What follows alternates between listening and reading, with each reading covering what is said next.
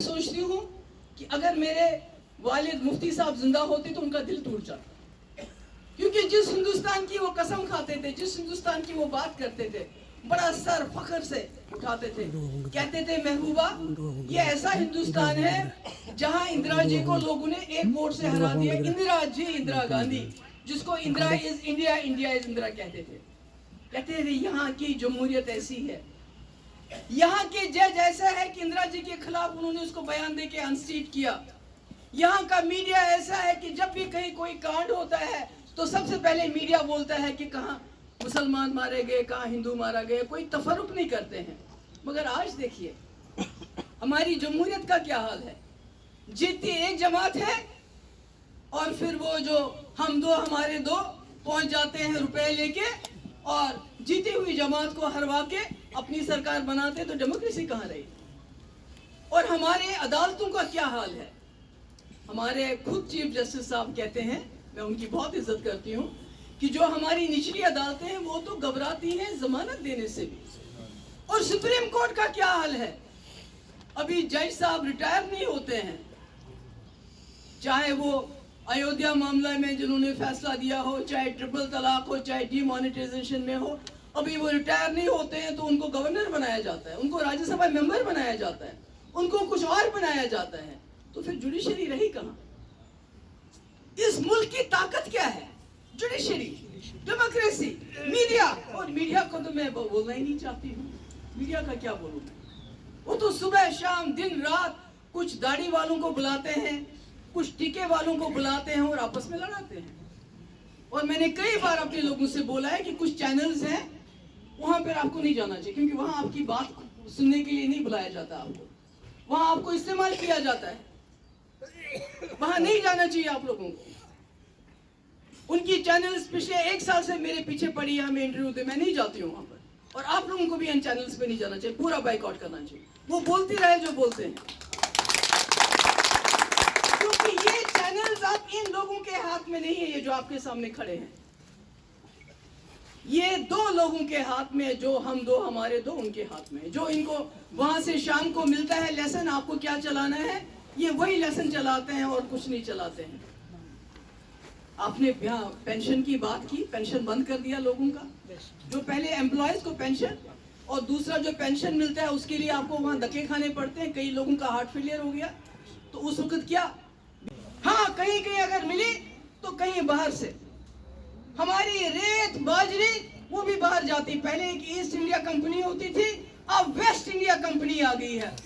कहां से आई है आपको मालूम है, मुझे नाम लेने की जरूरत नहीं है। ठेका हो तो उनको, मिनरल्स हो तो उनको, बाजरे हो तो उनको, शराब के ठेके हो तो उनको। नौकरियां जहां जहां होती है, आप देखिए जो हमारे सेंट्रल डिपार्टमेंट है, सेंट्रल गवर्नमेंट की डिपार्टमेंट है, उसमें देखिए जो भी भर्ती होती है बाहर से होती है, यहाँ का कोई नहीं जाता उसमें। तो इसमें हिंदू मुसलमान कहां से आ गया, मुझे बताइए आप। इसमें हिंदू मुसलमान कहां से आ गया। ये जो इस वक्त बेवकूफ बना रहे हैं हिंदू मुसलमान के, अभी इलेक्शन जब आएगा फिर वही होगा, डोगरो मुसलमान तुमको मार देंगे हम मुसलमानों का। भाई आज तो प्राइम मिनिस्टर भी हिंदू है, आज तो प्रेसिडेंट भी हिंदू है, तो फिर भी हिंदू खतरे में है, फिर क्या करोगे। जब कोई दुश्मन नहीं मिलता है तो मुगलों की बात करते हैं। अब मुझे बताओ, मुगलों के तो मुसलमान तो उनका जिक्र नहीं करते हैं जितना ये लोग जिक्र करते हैं, जैसे उन्हीं की औलाद है। शैम शैम शैम शैम है ना, मतलब बाप दादा का कौन जिक्र करता है ज्यादा, जो औलाद होती है, बाकी तो नहीं करते हैं ना। ये तो इतना जिक्र मुगल मुगल मुगल, फिर ये किया फिर वो किया, लगता है ये उन्हीं की औलाद है। और शायद जब आजादी की लड़ाई लड़ रहे थे तो तब शायद ये अंग्रेजों के साथ मिले हुए थे, शायद उनके साथ भी, क्योंकि अंग्रेजों के खिलाफ तो कुछ नहीं बोलते हैं। अब जब बीबीसी की फिल्म आई तो अंग्रेजों के खिलाफ हो गई, क्योंकि उसने फिल्म जो थी वो सच बोलती है। इसलिए मैं आप सबकी शुक्रगुजार हूं कि आप लोग आए। मेरी गुजारिश यही है, डर के नहीं, सीना तान के जाओ। हमें जम्मू के लोगों के, मैं वोट के लिए यहाँ नहीं हूँ, मैं कुर्सी के लिए यहाँ नहीं हूँ, मगर अगर इस रियासत को बचाना है, इस मुल्क को बचाना है, तो शुरुआत जम्मू वालों आपको करनी पड़ेगी। क्योंकि आप ही ने डोल बजाए थे 370 के बाद, और आज सबसे ज्यादा बर्बादी अगर कहीं है, अगर बिजनेस खत्म हो गया है, अगर फैक्ट्रियों में नुकसान है, तो वो जम्मू में है। जुल्म है।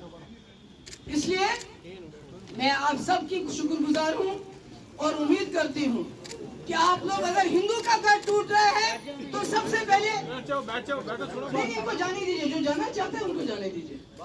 अगर किसी हिंदू का घर टूटता है, सबसे पहले मेरा पीडीपी वाला वहां पहुंचना चाहिए।